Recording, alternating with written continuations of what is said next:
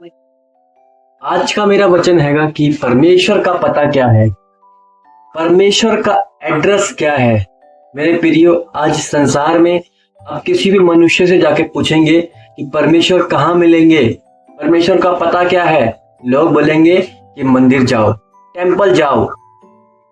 आज दुनिया को लगता है कि इमारत परमेश्वर का मंदिर है, पर मसीह लोगों के साथ ऐसा नहीं है। आज आप जानेंगे कि हमारे लिए परमेश्वर का मंदिर क्या है, कि परमेश्वर कहाँ मिलेगा, परमेश्वर का पता क्या है। तो वो व्यक्ति बोलेगा कि मंदिर जाओ, टेंपल जाओ।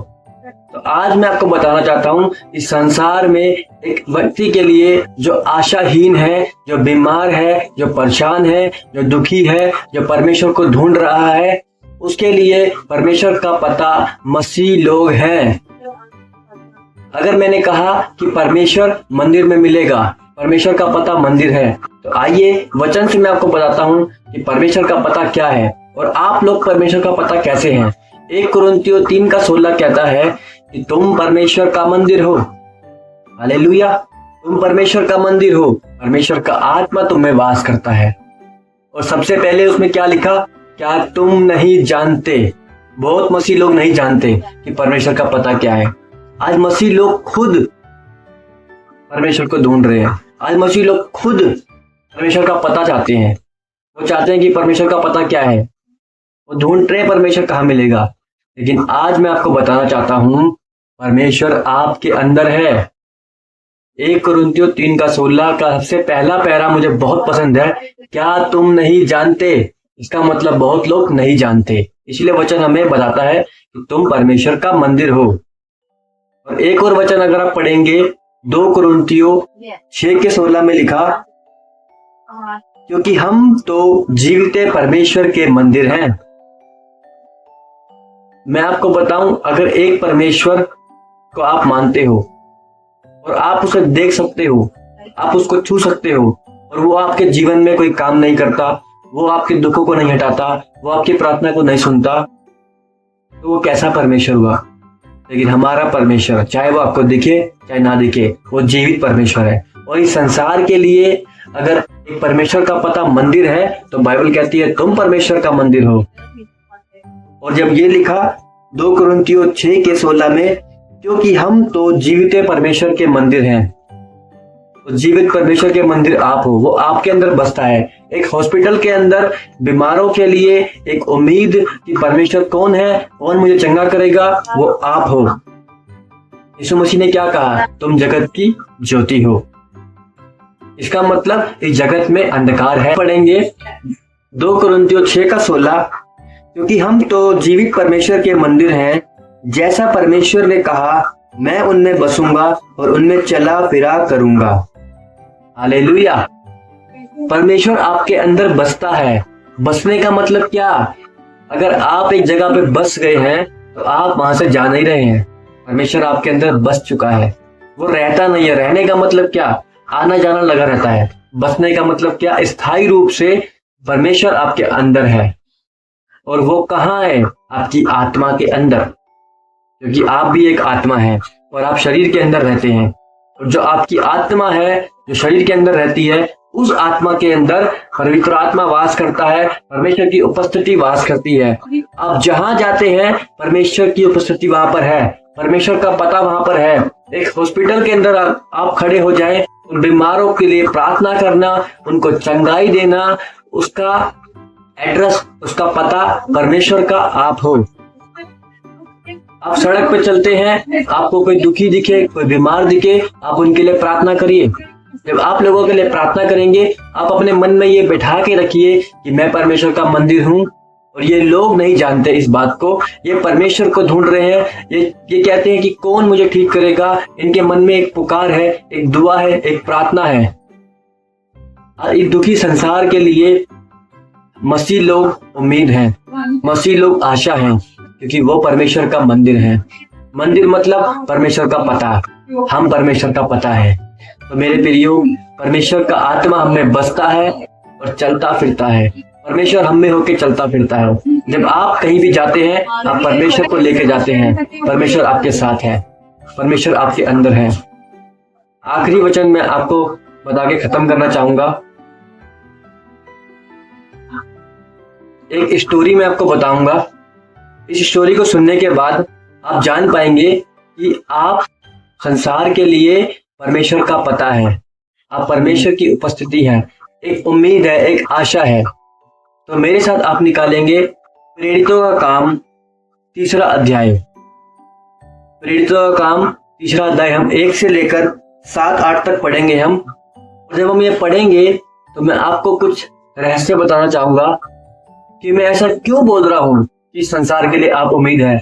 मैं ऐसा क्यों बोल रहा हूँ आप परमेश्वर का पता है। मेरे प्रियो, देखिए, इस स्टोरी को पढ़िए और हम आगे इसके बारे में बात करेंगे। प्रेरितों का काम अध्याय 3 1 से हम पढ़ेंगे।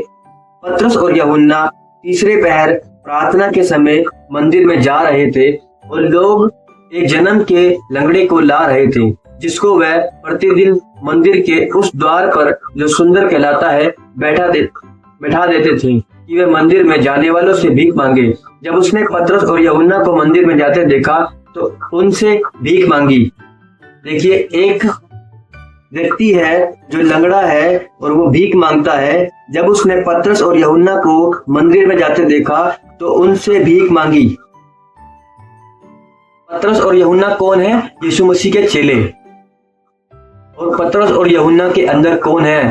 परमेश्वर खुद वास करता है, वो परमेश्वर का मंदिर है। क्योंकि यीशु मसीह ने कहा था, तुम जाओ, बीमारों को चंगा करो, लंगड़ों को चलाओ, कोढ़ियों को शुद्ध करो, मुर्दों को जिलाओ। यीशु मसीह ने जाते हुए कहा कि सारा अधिकार मेरे पास है और वो अधिकार मैं तुम्हें देता हूं और मैं तुम्हारे साथ रहूंगा जगत के अंत तक। पतरस और यूहन्ना को यह बात पता थी और पतरस और यूहन्ना के सामने एक भिखारी भीख मांग रहा है। लेकिन अगर देखें, और वो लंगड़ा भी है भिखारी, तो उस भिखारी की जो सबसे ज्यादा मांगने वाली बात होनी चाहिए कि मुझे चंगा कर दो। आप देखिए, मंदिर के बाहर एक व्यक्ति बैठा है, लोग जानते हैं कि मंदिर में परमेश्वर मिलता है, फिर भी वो व्यक्ति आशा खो चुका है, उम्मीद खो चुका है, वो भीख मांग रहा है। उसको अपने लंगड़े की चंगाई की कोई जरूरत नहीं हो रही। अब उस बात को भूल चुका है, वो खो गया अपनी उस दुनिया में और उसने ग्रहण कर लिया कि मैं लंगड़ा ही रहूंगा।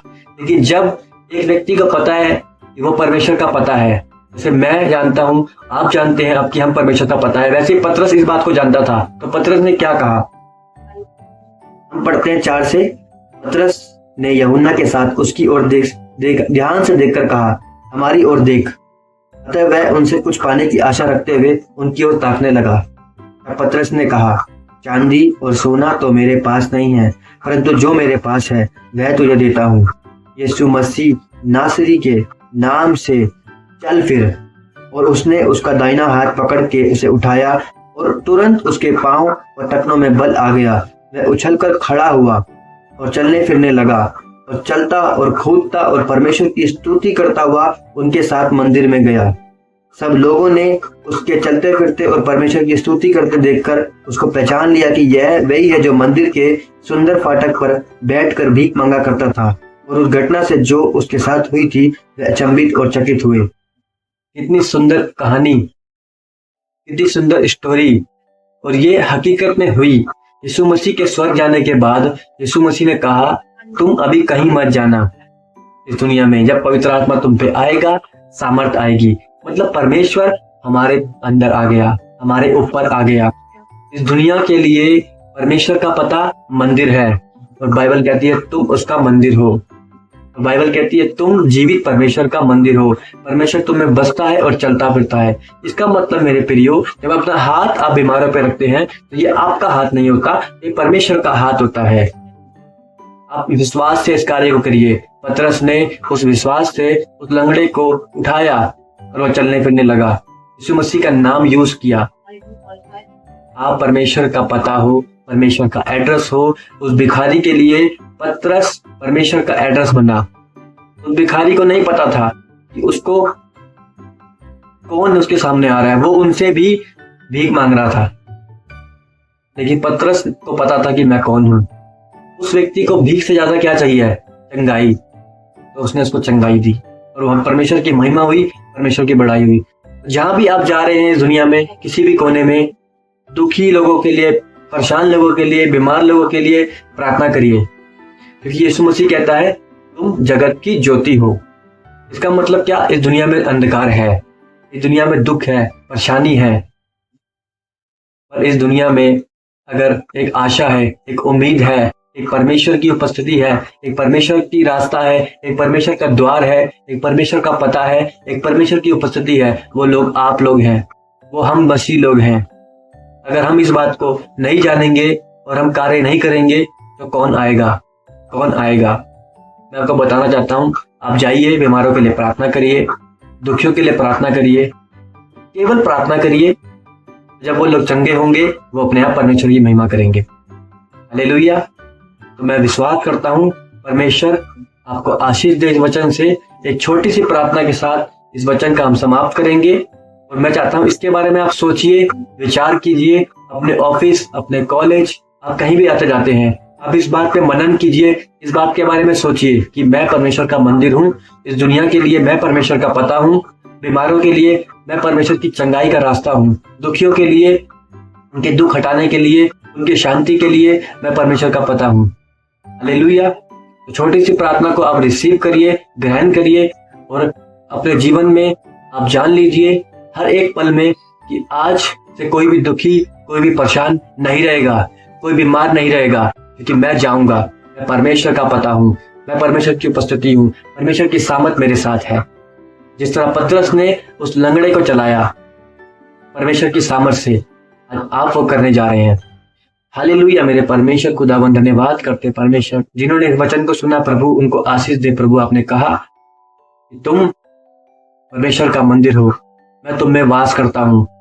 धन्यवाद पिता परमेश्वर, जिस बात को पतरस जान सका और उसने उस लंगड़े को चलाया, जो एक मनुष्य नहीं कर सकता परमेश्वर जब तक आप उसके साथ ना हो। परमेश्वर इस आशाहीन दुनिया में जो लोग पिता इस दुनिया में आशाहीन है, बीमार है, परेशान है, दुखी है, डिप्रेशन में है परमेश्वर, चिंताओं में है, उन लोगों के लिए एक उम्मीद है, वो हम मसीह लोग हैं। परमेश्वर हमारी मदद करे परमेश्वर, ये वचन हमारे अंदर बैठ जाए और हम इस बात को ग्रहण करने पाए कि हम आपका पता है परमेश्वर।